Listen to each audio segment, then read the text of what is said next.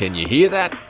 I don't want to jinx it, but it sounds an awful lot like Gran Turismo 7, just around the bend in a white-knuckled, red line tickling last lap dash for its March 4 checkered flag.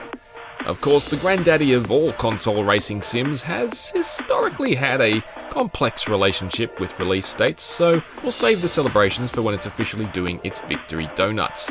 However, series creator Kazunori Yamauchi and Sony have just popped the hood for a new and lengthy deep dive on what we can expect from GT7, so let's take a look at some of the new things we've learned.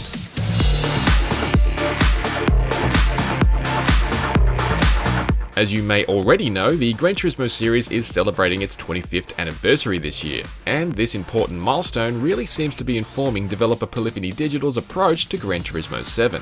After 2017's very successful but nonetheless streamlined Gran Turismo Sport, Gran Turismo 7 is very much being positioned as a return to the traditional pioneering GT experience.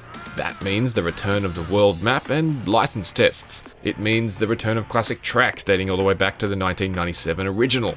It means the return of performance tuning. It even means the return of oil changes and all those little eccentricities that have been etched into the identity of Gran Turismo.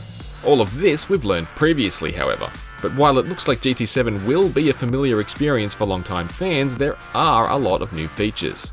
One of the most interesting is the Gran Turismo Cafe, which is appearing for the first time in GT7 and will be right in the center of the map. The Gran Turismo Cafe is Polyphony Digital's answer to one of the biggest questions that came up during development. How can new players be brought up to speed on the broad and varied world of Gran Turismo? It's a question only complicated by the way car culture has faded to a degree since the 90s. The Gran Turismo Cafe is designed to deepen a player's understanding of the enormous world of Gran Turismo and the automotive culture to which it's dedicated, via a series of driving challenges assigned by the cafe's so-called menu books.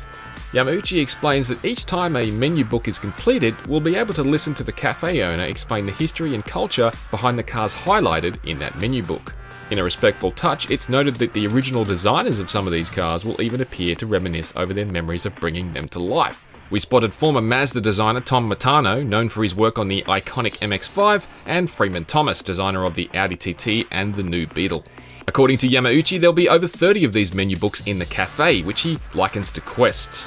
While clearing them all will apparently bring players to the campaign mode's ending, so to speak, Yamauchi stresses that this is really just the beginning of what players will be able to do in GT7.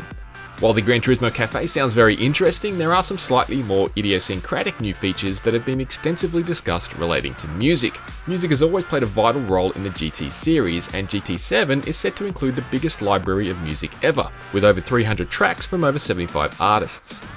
Yamauchi explains that the Polyphony Digital team is embracing this music more than ever, with a new music replay feature, a replay mode where the cameras are generated automatically and switch in time with the music, and a new mode called Music Rally.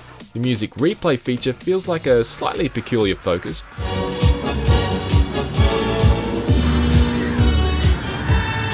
but the Music Rally mode is Polyphony Digital's solution for what the team believes has been a long-time dilemma that GT players have juggled in the past regarding music, balancing a desire to hear the background music with the need to hear the engine and the tyres when trying to focus on serious racing. Even Yamauchi himself concedes that he turns off the music when he wants to concentrate on pure racing. With that in mind, the objective of the Music Rally mode is simply to enjoy the music. Players will start with a certain allocation of beats and need to pass through extension gates on the track to keep those beats topped up enough to reach the end of the song. According to Yamauchi, the philosophy behind the Music Rally mode is to enjoy a relaxed drive with music and is geared toward beginners, particularly children, but he suspects experts will still be able to have a lot of fun with it by experimenting with how wild they can drive while still reaching the gates. We're yet to get our hands on GT7, but that should change next month when it arrives on both PS4 and PS5. For more on GT7, check out a recent update from Polyphony Digital on some of its PS5 specific features, including its approach to haptic feedback under braking. For everything else, stay on IGN.